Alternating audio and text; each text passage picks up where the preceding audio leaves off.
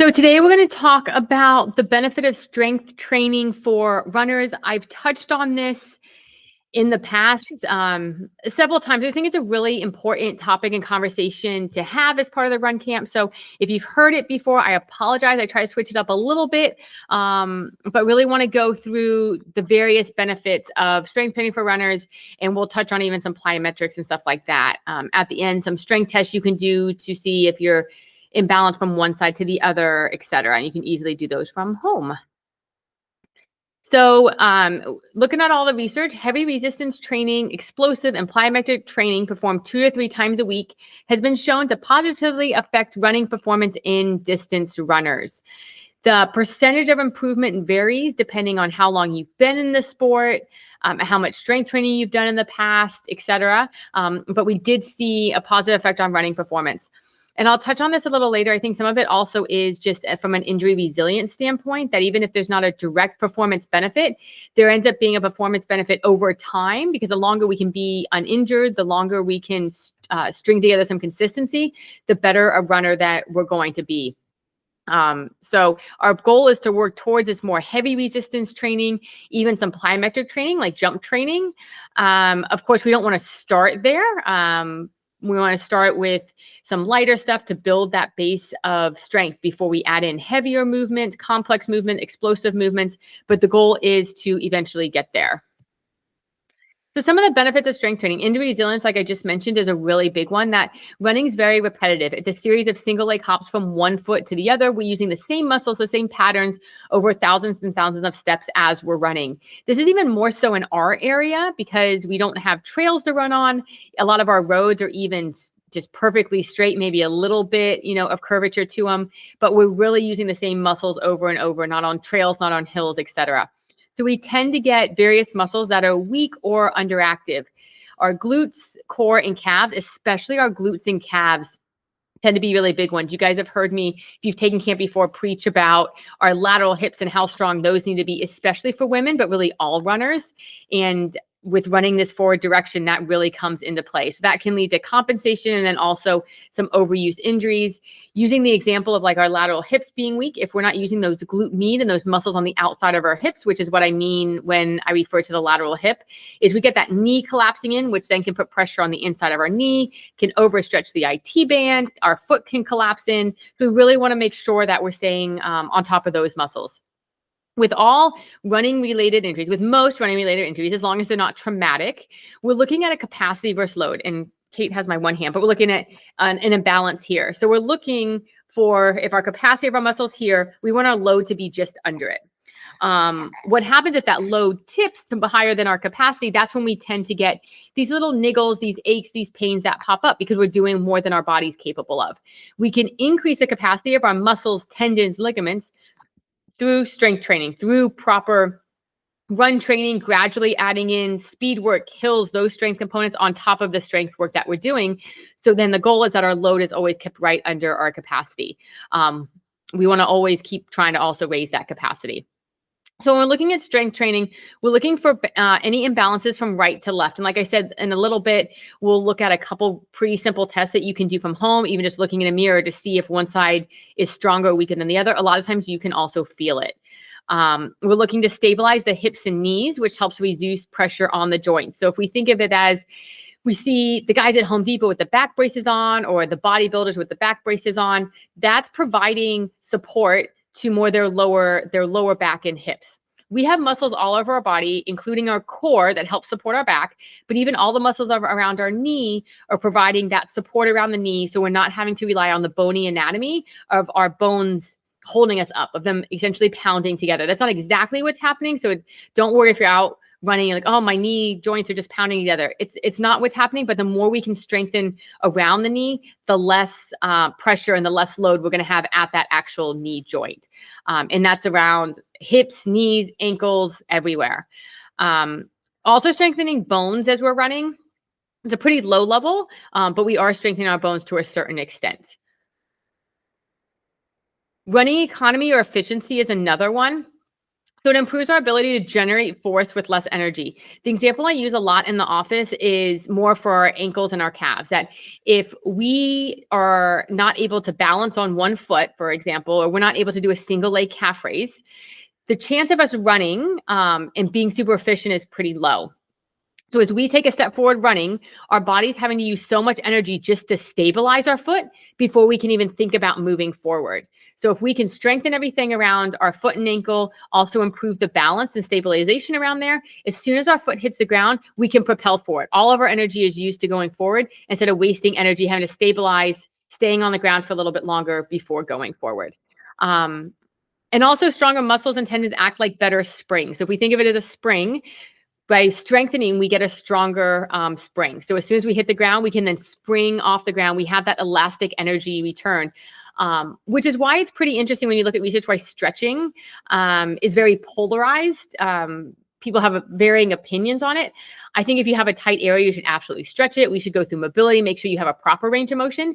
But there's a certain amount of just that elastic energy, even a little bit of tightness we want in some of our muscles, like our calves, our hamstrings, so that when we're running, we can utilize that elastic energy return that's just being stored in there, and we're not having to press up off the ground quite as much. A little bit of a side note. And so this means that your pace is going to feel easier. If we're able to spring, I hope that all of you guys have experienced at some point where you're like in the zone running and you feel like you can pop and you can spring, and it's definitely not every run, but that's what I'm talking about. It's like the pace just feels easier. You can hold that pace longer. I'm laughing because she's out. Oh, nope. You heard me talking about you. So we're thinking fewer steps where we're not wasting that energy with every stride. And that maybe, we can get away with it for a 5K, but as we train for like the 15K or anything longer, we really want to be as efficient as possible so that we still feel good 10 miles in, not just the first 2 or 3 miles. Just building that capacity. Power and speed endurance is another one. So the stronger our glutes, hamstrings, calves, core, hips, really everything, we can increase our propulsion forward. So the longer our stride can be, although that's not something we want to focus on, we have a little bit quicker turnover, and we're just, again, just building, up our capacity so that we can run faster and run it for longer. So stronger hill running. If you've done quite a bit of strength training, gone try to run a hill, you'll notice it's definitely easier than if you don't. Even hills, you could say, are a power or strength endurance, that they're definitely a little longer and tend to be more endurance based than if we were going in the gym and just lifting, because it's such a short amount of time. But the more we run hills, the better we get at them. So we're increasing our strength from an endurance standpoint. Ability to surge mid-race. Excuse me. We've done a workout in camp where we've done like 9 minutes at threshold and had some pickups every 3 minutes. And this is what I talk about, your ability to surge for a little bit and then still settle down into a pace, because you have that strength capacity to maybe light a match. I say that, we're increasing matches with all of the training that we're doing, whether that's strength or whether that's running.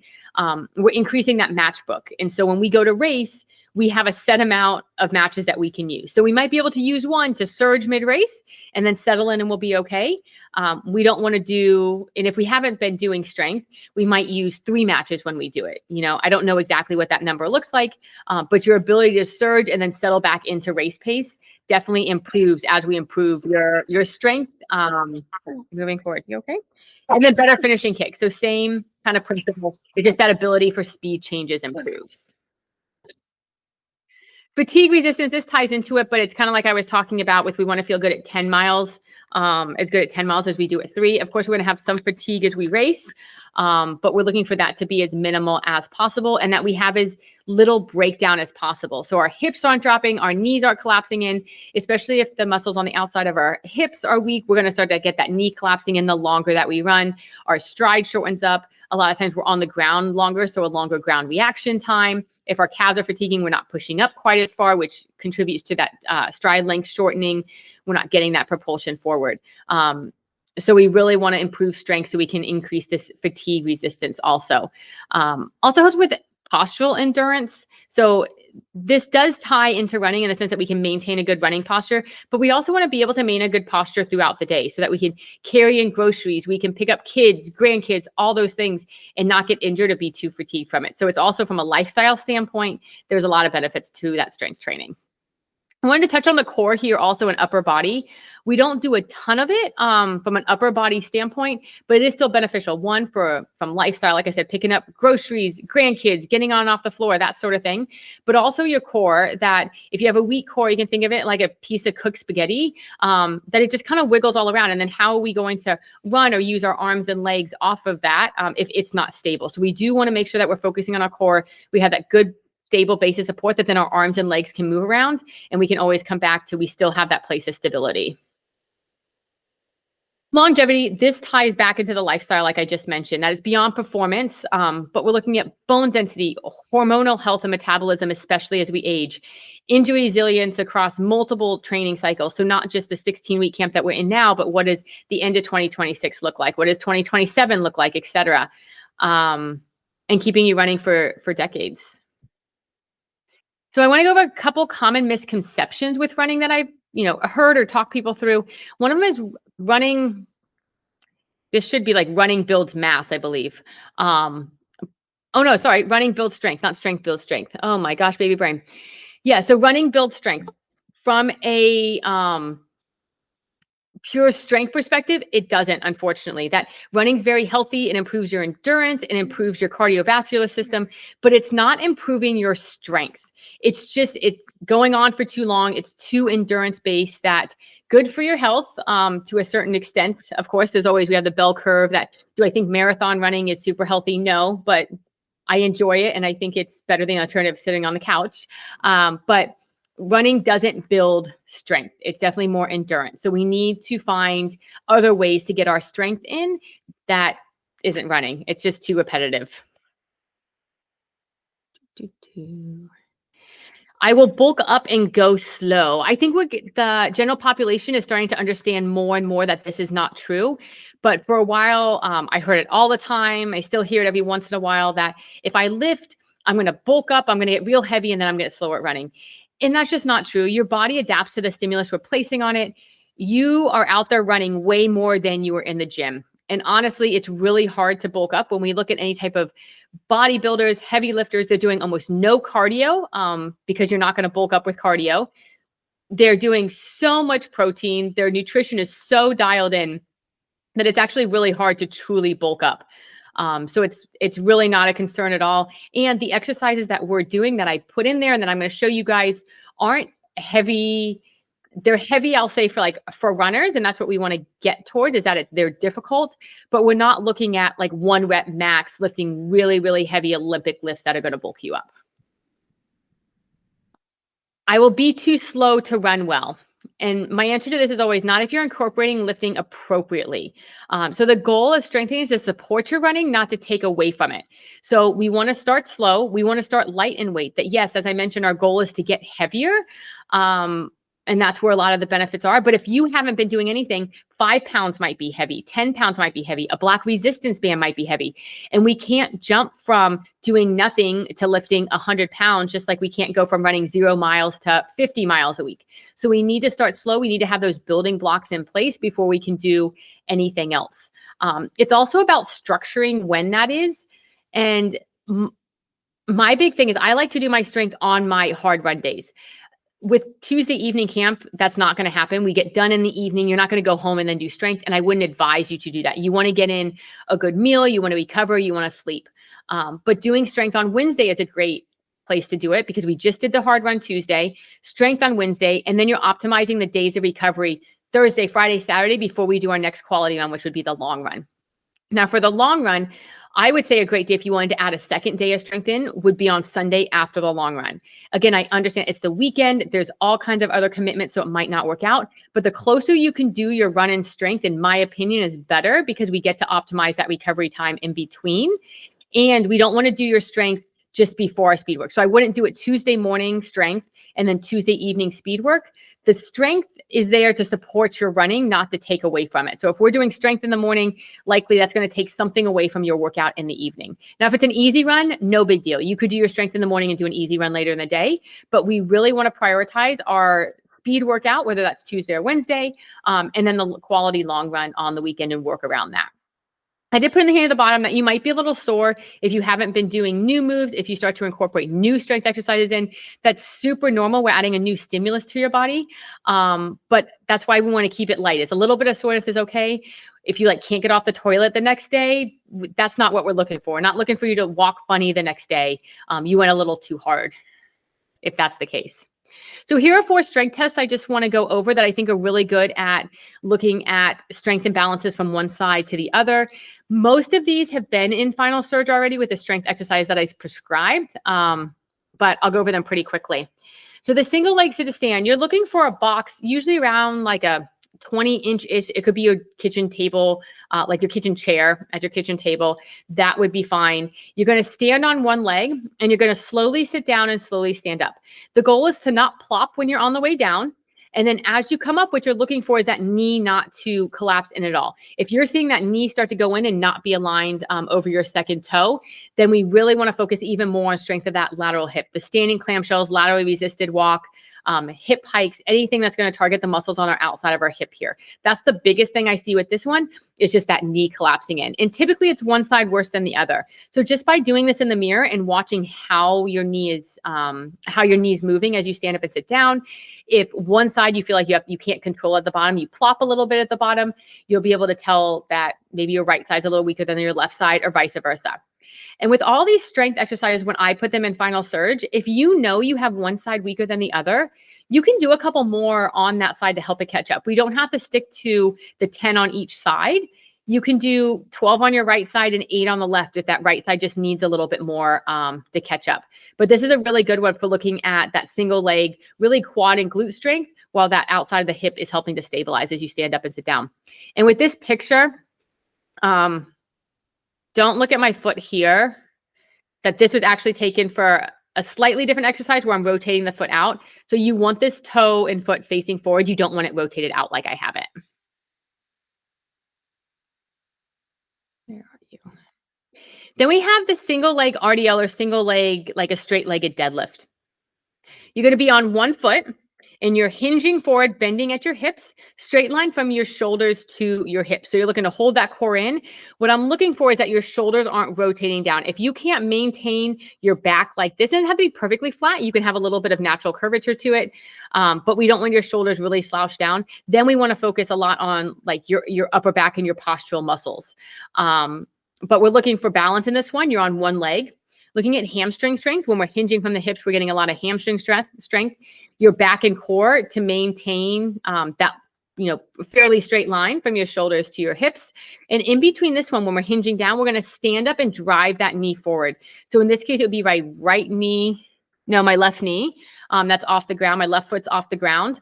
So as I stand up, that left knee is going to come forward into a running like march position. And you're looking to balance in between before you go into the next one. So if you notice you can't balance on one side, if one side's a lot weaker than the other, then we definitely want to incorporate these in a bit more. And if your knee is really wobbly, we're back to looking at, we want to do a bit more lateral hip strength or strengthen the outside of your hips. Single leg calf raise. This is a really good one. And you can hold on for this one. I'm not as concerned with balance.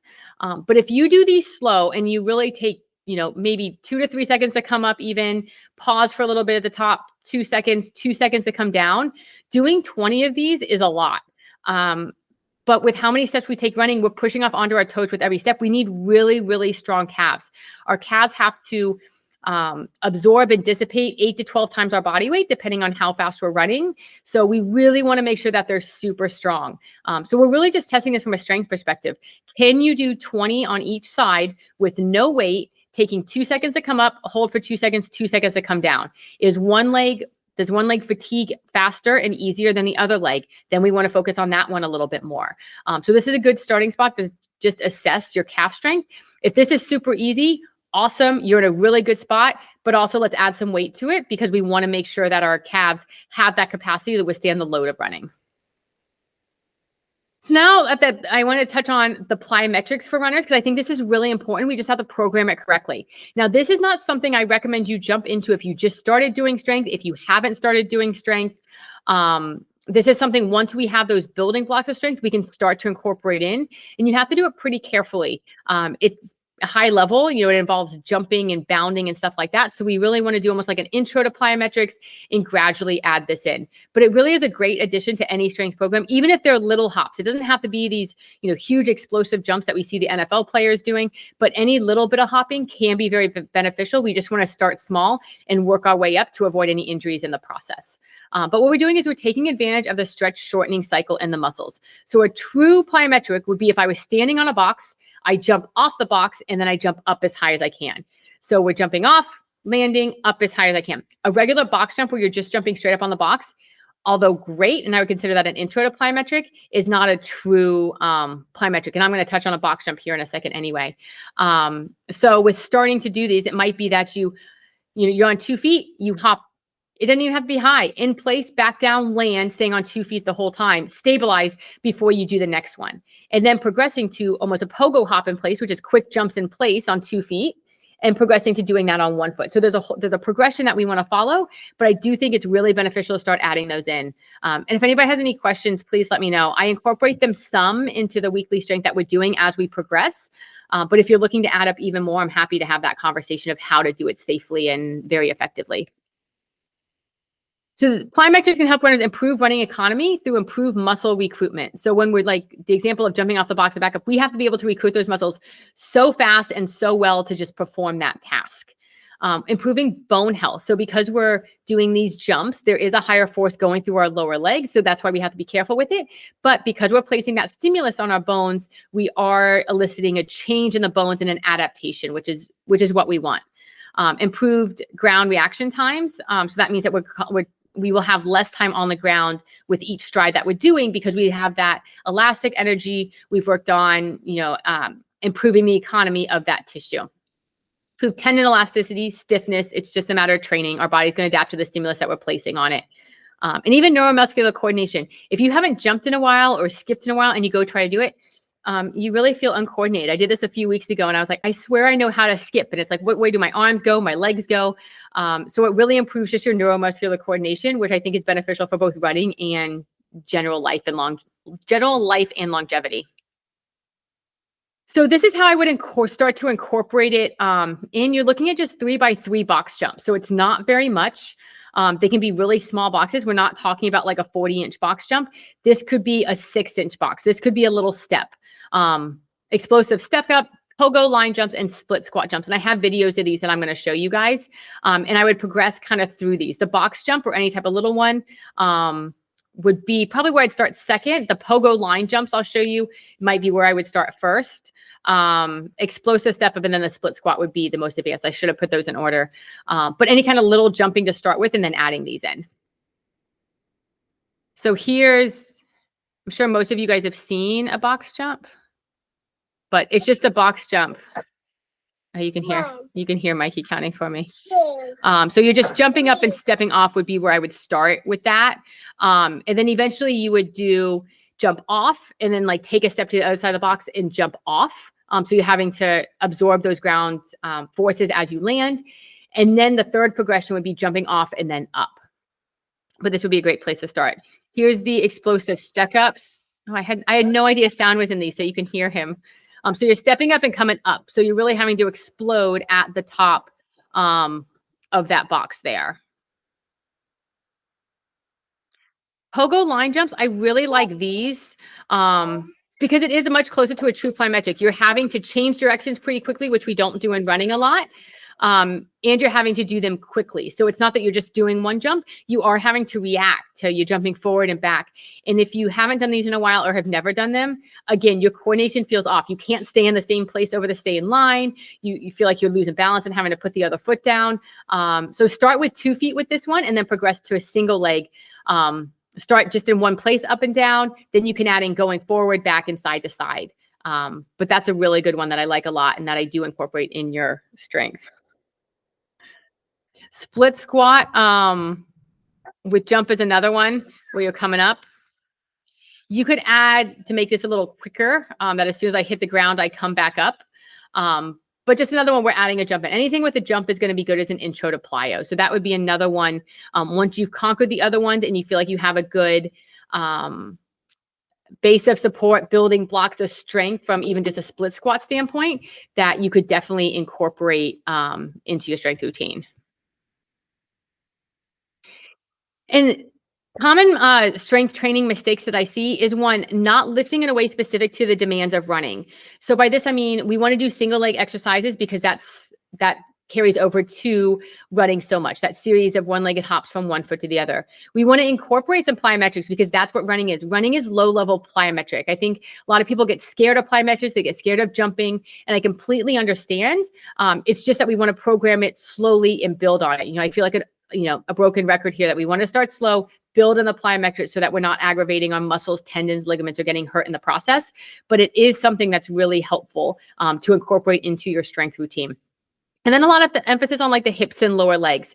I'll have people come in that maybe they are doing like leg press or some machines at the gym, but we're not getting specific enough with single legs, and we're not doing a lot of the lateral strength stuff, the band stuff to strengthen the outside of our hips, even our calves, not lifting heavy enough with that.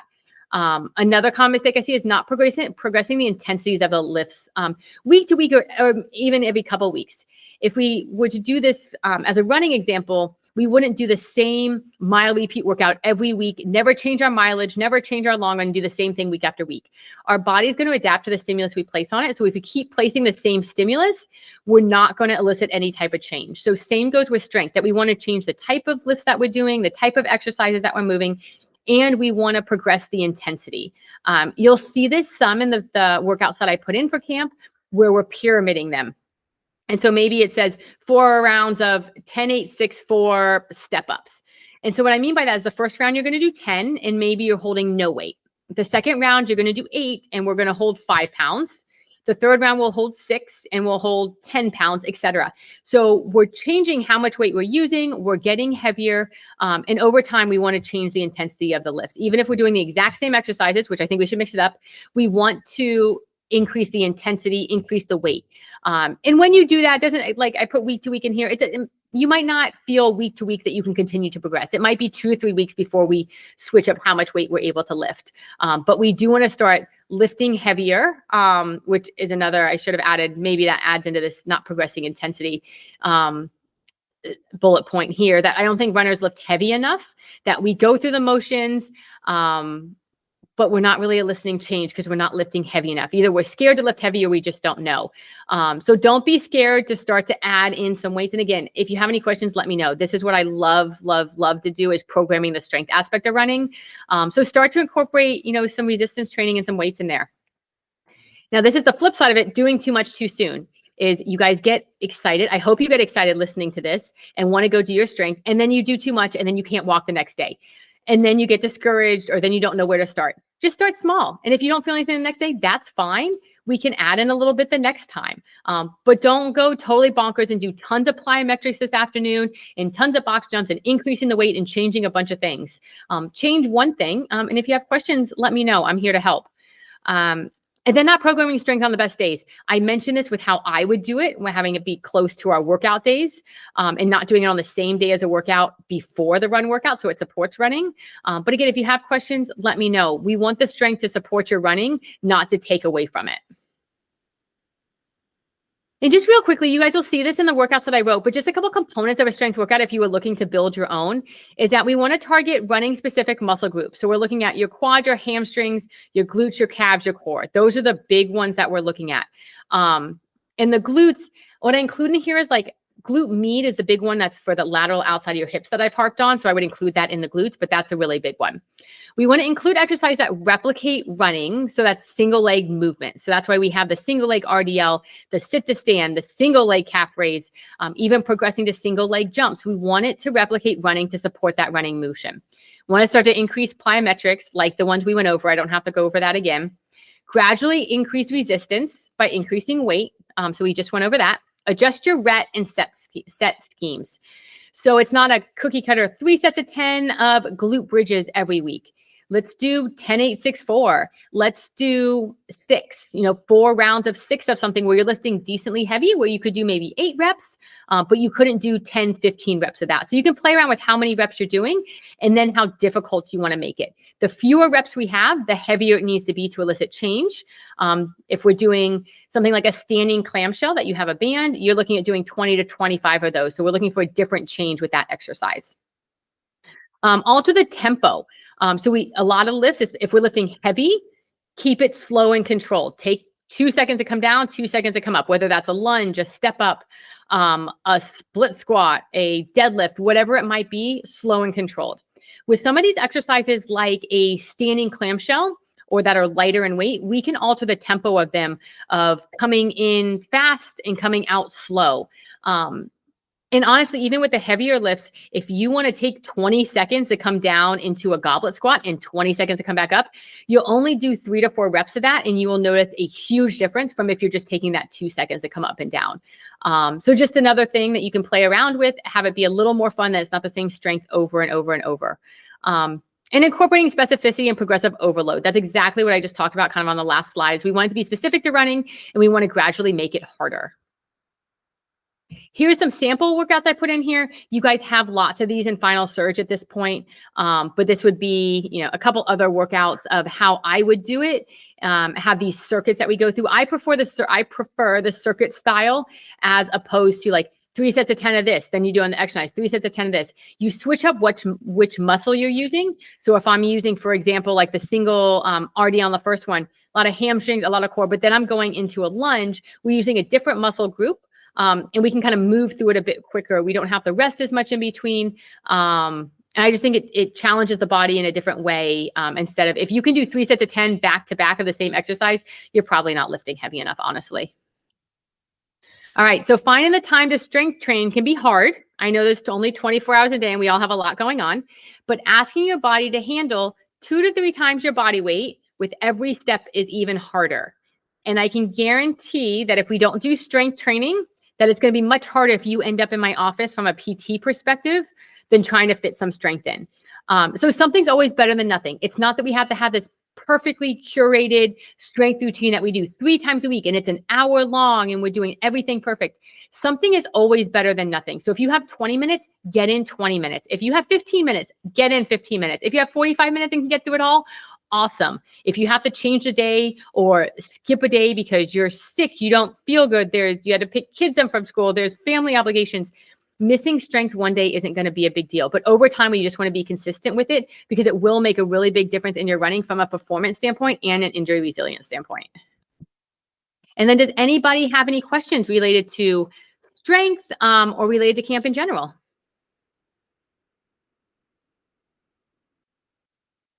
She's out if anybody was wondering.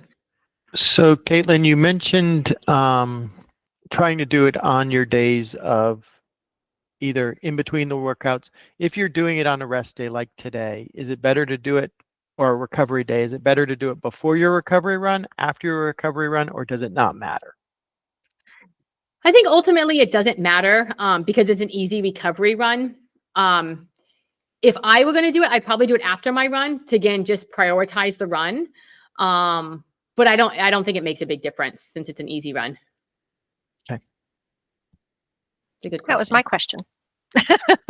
Yeah, on the easy run days, it doesn't really matter. Like, just my personal preference of what I would do would be to run first. That's what I like to do because it warms my body up and gets me loose and ready to do the lifting, and yeah. Yeah, but ultimately it doesn't matter. It doesn't change the effectiveness of the lift or take away from your running. I have real hard time with balance. I've been doing those RDLs with my one leg on a bench, on a high bench. Should I keep trying to do it without the bench? You talk about like the hinging the RDL here? Yes. Yes. Yeah. So what you can do is even just stagger. Like stagger your feet. Let me see if she'll let me do it. I have to come way back here so you guys can see my feet. Can you see my feet? Okay, hang on. I got to find out. Okay, I'm on my phone.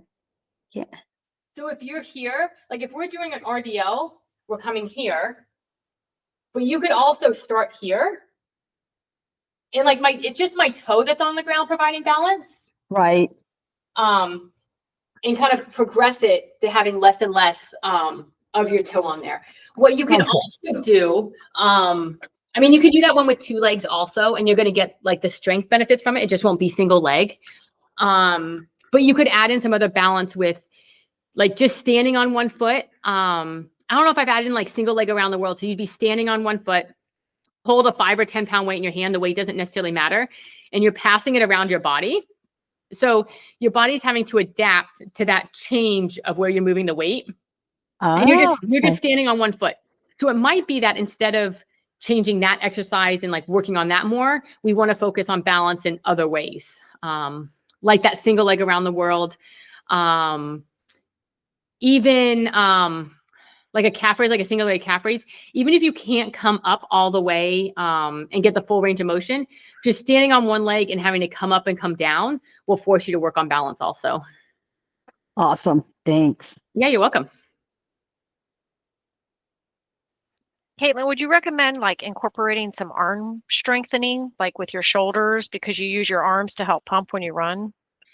Yeah, I think from a couple different angles, I would advise that one, yes, we do use our arms when we're running, and especially as we fatigue, we want to drive our arms, and then our legs will follow.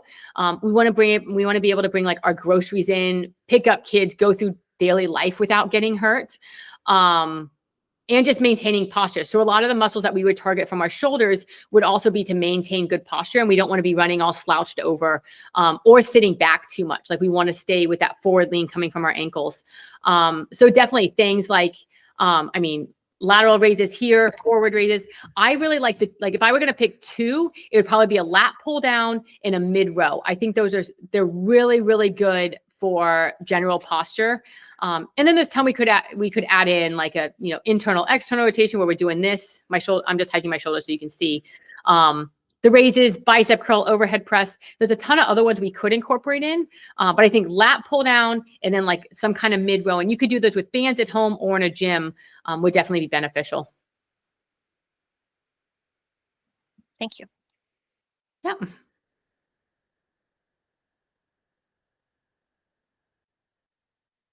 All right, I'll hang on for a couple minutes, guys. But thanks for hopping on. I just posted in the Facebook group, and I'll send out an email and everything before next week. But next Thursday, Brittany and I are going to answer your questions on Coffee with Coach. We want as many questions as possible. Anything related to running, strength, and we want to kind of go through quite a few of them. So if you have questions, you can email me.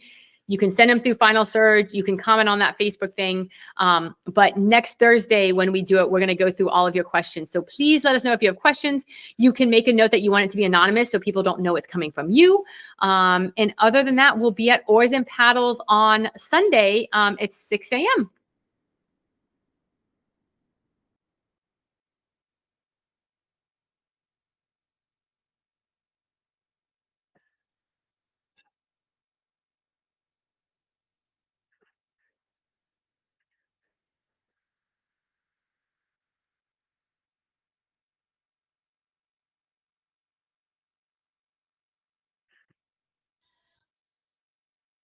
Too late.